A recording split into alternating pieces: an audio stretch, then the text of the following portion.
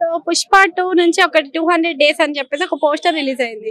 200 రోజుల్లో వచ్చే సినిమా అంటే ఎలా ఉండబోతుంది అనుకోవచ్చు? 200 రోజులు అంటే ఇంకా మనకి ఆ లెక్కలో చూసుకుంటే దసరాకి క్యాలిక్యులేట్ చేసుకోవచ్చు అనమాట. అంటే దసరాకి పక్కా రావచ్చు అనుకుంటున్నారు.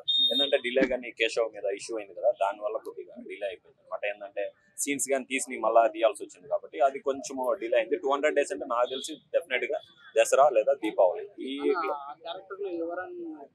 తీసుకుంటున్నారు అనే లేదు లేదు. ఇప్పుడు మనకి జస్ట్ చెప్తాను, జస్ట్ సైడ్ క్యారెక్టర్ చేసిన పుష్పాలు అది ఎవరికి అసలు ఆ సినిమాకి ముందు చేశాడు కానీ ఎవరికి పెద్ద గుర్తింపు లేదు. కానీ ఆ క్యారెక్టర్ ఏంటంటే అల్లు అర్జున్ గారికి ఎంత పేరు వచ్చిందో ఒక క్యారెక్టర్ ఆర్టిస్ట్ గా ఆయనకి అంత డబుల్ పేరు వచ్చింది అనమాట. ఇప్పుడు ఏంటంటే మనకి ఆయన పేరు కన్నా కేశవ క్యారెక్టర్ అనేది మైండ్ లో కనపడుతుంది అనమాట. ఈ పుష్ప 2 లో కానీ ఏంటంటే సంథింగ్ ఆయన మీదే క్లైమాక్స్ కానీ ట్విస్ట్లు కానీ ఎక్కువ అతని మీదే ఉన్నాయి కాబట్టి కొంచెం డిలే అయింది. అతని వల్ల డిలే అయింది తప్ప మూవీ టీమ్ అయితే ఏమెక్కడ డిలే కాలేదు. బట్ ఏదేమైనా కానీ డెఫినెట్ గా దీపావళి ఆర్ దసరాకు మాత్రం మూవీ ఖచ్చితంగా వస్తుంది.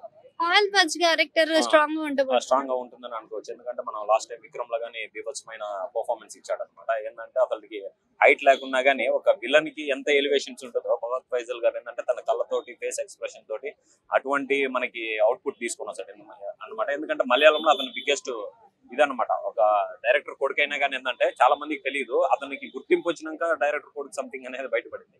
ఫవాద్ ఫైజల్ అయితే పీక్స్ లో ఉంటుంది అనుకుంటున్నాను. ఎస్పెషల్లీ డిఎస్పీ మ్యూజిక్ అయితే ఇంకా రాక్ అనే చెప్పొచ్చు అనమాట.